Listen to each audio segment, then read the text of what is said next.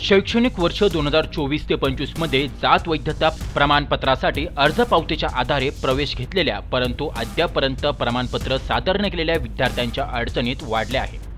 अभियांत्रिकी, वैद्यकीय आणि इतर व्यावसायिक अभ्यासक्रमात प्रवेश घेतलेल्या एससी, बीसी आणि ओबीसी प्रवेशातील अशा विद्यार्थ्यांना 1 ऑगस्ट पूर्वी जात वैधता प्रमाणपत्र सादर करण्याच्या सूचना दिल्या आहेत। अन्यथा अशा विद्यार्थ्यांचा प्रवेश रद्द केला जाऊ शकतो।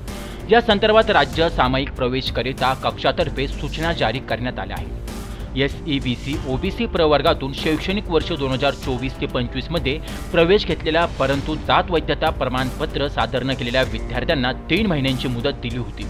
त्यानुसार त्यांनी त्यांचे जात वैधता प्रमाणपत्र 1 ऑगस्टपर्यंत सादर करणे आवश्यक असल्याचे सूचनापत्रात नमूद करण्यात आले आहे।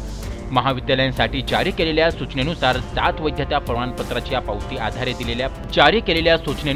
जात वैधता प्रमाणपत्राच्या पावतीच्या आधारे प्रवेश दिलेल्या विद्यार्थ्यांना मूळ प्रमाणपत्र जमा करण्याबाबत सूचित करण्यास सांगितले आहे। हे प्रमाणपत्र प्राप्त करून घेत कॉलेज फीडबॅक पोर्टलमध्ये अपलोड करायचे आहे।